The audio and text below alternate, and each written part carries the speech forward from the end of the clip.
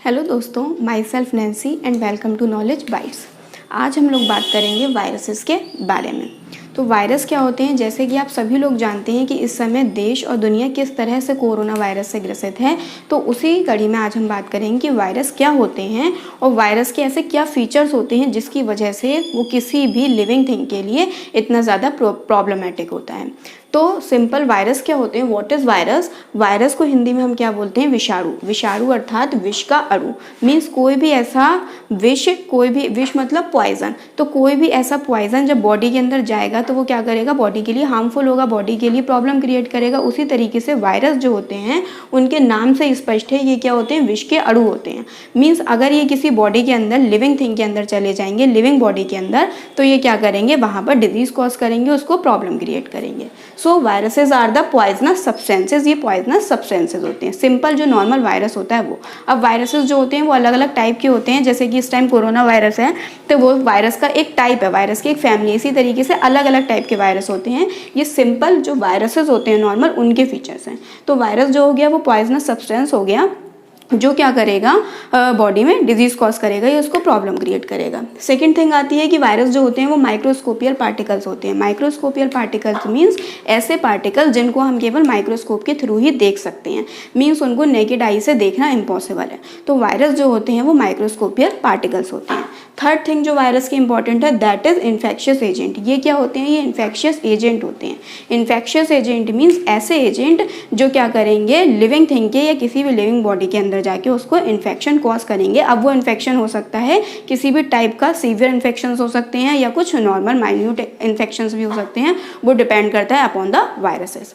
Fourth thing आती है कि virus 100 times from the human cell. की वायरसेस जो होते हैं वो ह्यूमन सेल से लगभग 100 टाइम्स क्या होते हैं, छोटे होते हैं। मीन्स वायरस जो होते हैं, जैसे कि जो ह्यूमन सेल होती है वही हम नेकेड आई से नहीं देख सकते हैं, तो वायरस को देखना तो इम्पॉसिबल है क्योंकि वो उससे भी फर्दर 100 टाइम्स क्या हैं, छोटे हैं। अब बात आती है कि वायरस जो है उसकी स्टडी की जाएगी। अगर जैसे कि साइंस में हम डिफरेंट टाइप की स्टडी करते हैं, तो अगर कोई वायरस की स्टडी करना चाहता है तो वायरस की स्टडी जिस पर्टिकुलर ब्रांच के अंदर की जाती है that is called the virology. Virus की स्टडी करने की जो ब्रांच होती है in the biology, that is called the virology. ठीक, नेक्स्ट बात आती है कि वायरस की डिस्कवरी। ये जो वायरस आया है दुनिया में, उस वायरस की डिस्कवरी कैसे हुई है। Not about the corona virus, this is a normal virus, कि उसकी डिस्कवरी जो है वो कैसे हुई है, कैसे पता लगा कि वायरस जैसी भी कोई चीज़ होती है। तो वायरस की डिस्कवरी जो है वो इवानोवस्की नाम के एक साइंटिस्ट ने की थी 1892 में। 1892 में इन्होंने क्या किया था, टोबैको प्लांट था, टोबैको प्लांट यानी कि तंबाकू का पौधा। इन्होंने देखा कि उस टोबैको प्लांट पर क्या थे, पैचेस थे। पैचेस मीन्स धब्बे धब्बे से थे उस तंबाकू के प्लांट पर। तो ये पता लगाना चाह रहे थे कि वो किस वजह से आए, क्योंकि नॉर्मल जो तंबाकू का प्लांट थे वो हेल्दी, उस पर तो ऐसा कुछ नहीं था। इस तंबाकू के प्लांट पर, टोबैको प्लांट पर ऐसे पैचेस थे। तो उसे पता लगाने के लिए उन्होंने क्या किया, उसका कुछ जूस लिया और उसको जो है वो किसी नॉर्मल जो दूसरा टोबैको प्लांट था उसके साथ इन्होंने क्या किया, उसका कांटेक्ट करवाया। तब इन्होंने देखा कि जो नॉर्मल हेल्दी वाला टोबैको प्लांट है वो भी क्या हो गया, उस पर भी पैचेस से आ गए। तो उसकी स्टडी करने के बाद, एक्सपेरिमेंट करने के बाद पता लगा कि ये जो पैचेस आए हैं या जिनकी जो टोबैको प्लांट की जो डिजीज़ है वो किस वजह से है, वो वायरस की वजह से है। तभी वहाँ से वो किस वायरस की वजह से थी, वो टोबैको मोज़ेक वायरस, क्योंकि वो वायरस टोबैको के प्लांट में था और पैचेस की फॉर्म में वो डिजीज थी। दैट इज वाई उस वायरस को क्या नाम दे दिया गया, टोबैको मोज़ेक वायरस। टोबैको क्योंकि वो टोबैको के प्लांट में था, मोज़ेक यानी मोज़ेक का मीन्स हो गया कि वो पैचेस की फॉर्म में था और वायरस की वजह से वो हुआ था, तो टोबैको मोज़ेक वायरस। तो इस तरीके से हम कह सकते हैं कि इवानोवस्की वो साइंटिस्ट थे फर्स्ट जिन्होंने वायरस की डिस्कवरी की थी, और टोबैको मोज़ेक वायरस जो था वो फर्स्ट वायरस था जिसकी डिस्कवरी हुई थी इन 1892।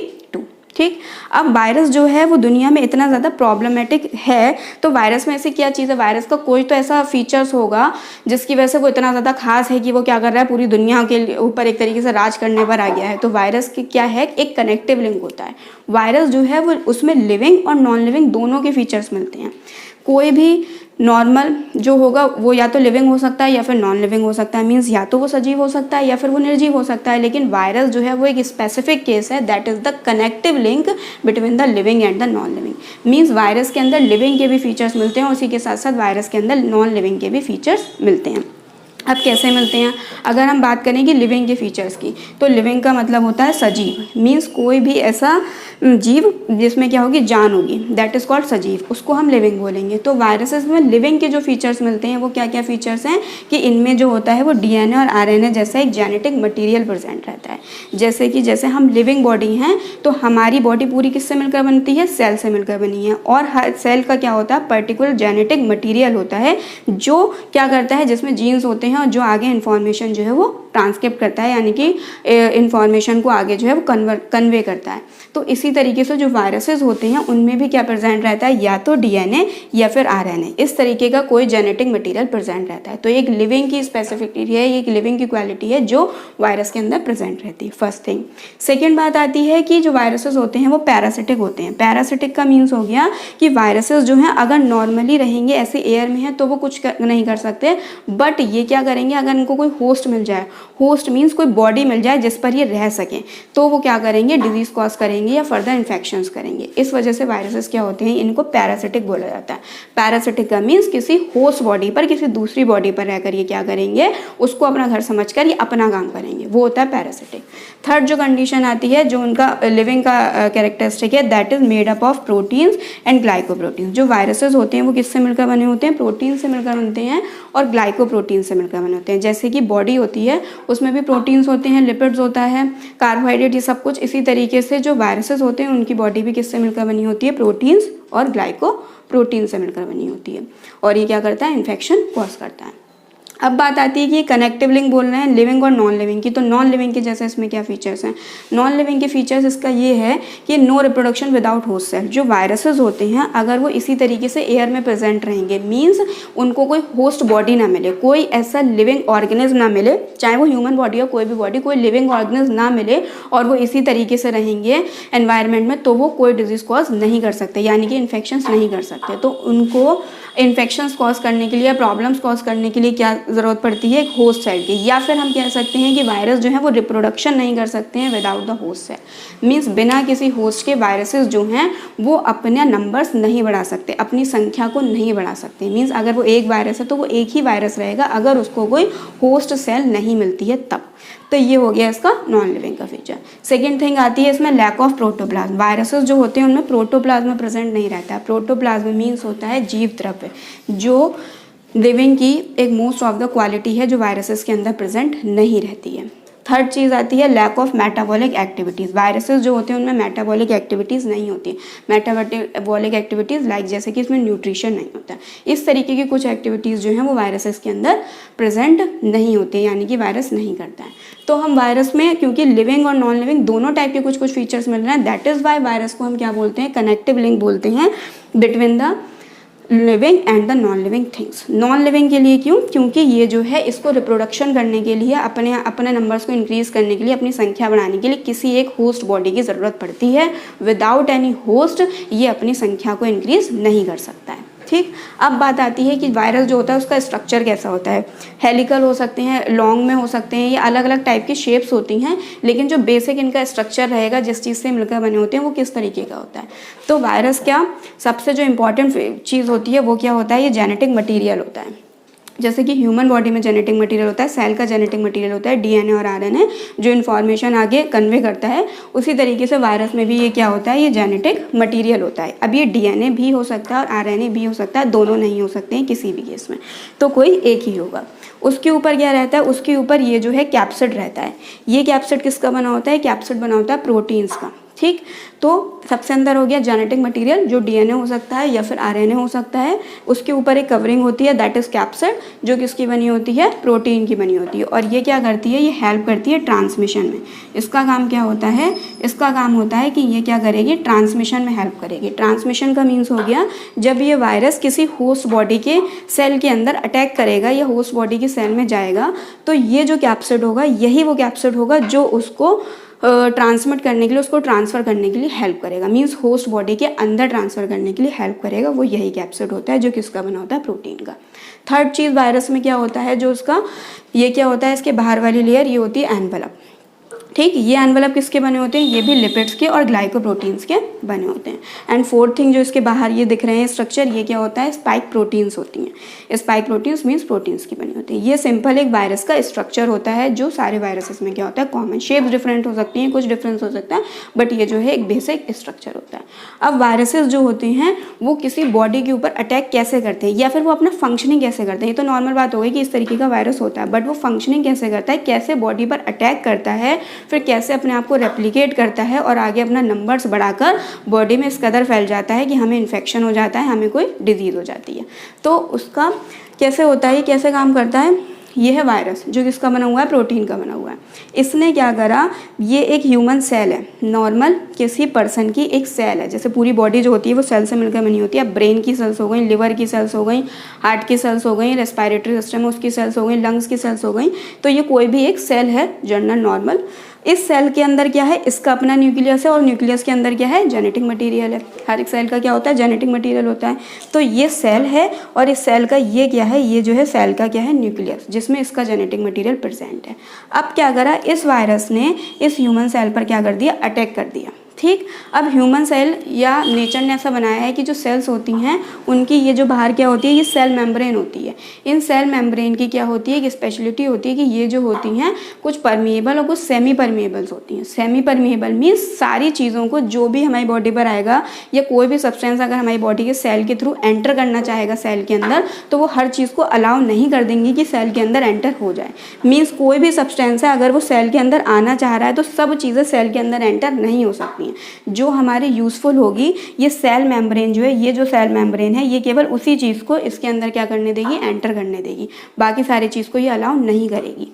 तो जब वायरस सेल पर अटैक करता है सेल मेम्ब्रेन के थ्रू, तो ये सेल मेम्ब्रेन, क्योंकि वायरस किसका बना हुआ है, प्रोटीन्स का। अब सेल मेम्ब्रेन यानी कि सेल को ऐसा लगता है कि हमारे लिए क्या है, यूज़फुल हो सकता है, क्योंकि प्रोटीन्स का बना होता है और सेल को प्रोटीन लिपिड सबकी नीड रहती है, तो उसको लगता है कि ये हमारे लिए क्या है, यूज़फुल है एक तरीके से।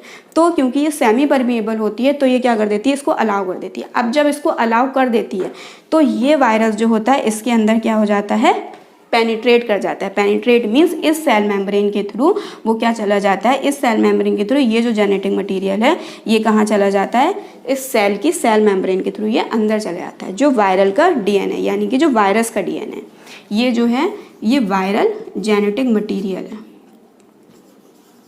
ये क्या है, ये है वायरल जेनेटिक मटीरियल जो सेल मेम्ब्रेन के अंदर क्या हो गया है, एंटर हो गया है। अब क्या होता है, ये जो वायरल जेनेटिक मटेरियल है, ये वायरल जेनेटिक मटेरियल क्या करता है, यहाँ पर जाकर न्यूक्लियस को क्या कर लेता है, एक तरीके से टेक ओवर कर लेता है। यानी कि ये कह सकते हैं कि उसको कंट्रोल कर लेता है। हमारी बॉडी की जो सेल है उसको क्या कर लेता है, ये उसकी मशीनरी को क्या कर लेता है, टेक ओवर कर लेता है। टेक ओवर सेल मशीनरी ये कह सकते हैं। मीन्स सेल की जो मशीनरी है वो क्या है, न्यूक्लियस। न्यूक्लियस ही सारा फंक्शन कर रहा है, न्यूक्लियस कंट्रोल कर रहा है। तो जब वायरल डीएनए यानी कि वायरल जेनेटिक मटेरियल जब सेल के अंदर जाएगा तो ये क्या करेगा, न्यूक्लियस का जो जेनेटिक मटेरियल यानी कि जो न्यूक्लियस है, जो उसकी मशीनरी है सेल मशीनरी, उसको क्या कर लेगा, टेक ओवर करेगा, यानी कि अपने कंट्रोल में कर लेगा। अपने कंट्रोल में करने का मतलब ये है अब जैसा वो कहेगा वैसे ये सेल रिएक्ट करेगी, वैसे ही सेल जो आगे काम करेगी। फिर क्या होता है, अब जब ये इसके अंदर आ गया तो इसके अंदर आने के बाद क्या होता है, जो सेल का जेनेटिक मटेरियल है वो और उसके साथ ये जो वायरल जेनेटिक मटेरियल, ये वायरल जेनेटिक मटेरियल क्या करता है, इस न्यूक्लियस के अंदर एंटर कर जाता है। एंटर करने के बाद ये यहाँ पर रेप्लिकेशन स्टार्ट कर देता है। एंटर करने के बाद ये क्या कर देता है, रेप्लिकेशन स्टार्ट कर देता है। रेप्लिकेशन स्टार्ट करना, रेप्लिकेशन का मतलब होता है ये अपनी कॉपीज़ बनाने लगता है। मीन्स अपने जेनेटिक मटेरियल को इसने सेल के जेनेटिक मटेरियल के अंदर डाल दिया, सेल के न्यूक्लियस के अंदर, और वहाँ पर जाके ये क्या कर रहा है, अपने नंबर्स को इंक्रीज़ कर रहा है, अपनी कॉपी बनाना है, अपने आप को रेप्लिकेट कर रहा है। क्योंकि ये नॉन, एक तरीके से इसका यही तो फीचर है, बाहर रहेगा तो ये रेप्लिकेशन कर नहीं सकता है। तो इसने सेल पर अटैक किया, सेल को अटैक करके उसको टेक ओवर कर लिया। जो सेल की मशीनरी है मीन्स सेल का न्यूक्लियस है उसको टेक ओवर कर लिया, उसको कंट्रोल कर लिया, और उसे कंट्रोल करने के बाद अब ये क्या कह रहा है कि तुम जो हो मेरा रेप्लिकेशन करो, यानी कि मेरी क्या करो, मेरी कॉपीज़ बनाओ। तो इसका जेनेटिक मटेरियल जो है वो सेल का न्यूक्लियस क्या करने लगता है, कॉपी करने लगता है। यानी कि सेल का न्यूक्लियस जो है वो वायरल जेनेटिक मटेरियल को प्रोडक्शन करने लगता है, उसको बनाने लगता है। प्रोडक्शन करने के बाद ये क्या होता है, रेप्लिकेशन हो गया। अब रेप्लिकेशन के बाद क्योंकि इसमें क्या सेल के अंदर क्या प्रेजेंट रहता है, राइबोसोम्स प्रेजेंट रहते हैं, तो उन राइबोसोम्स के थ्रू क्या होता है, प्रोटीन का सिंथेसिस होने लगता है।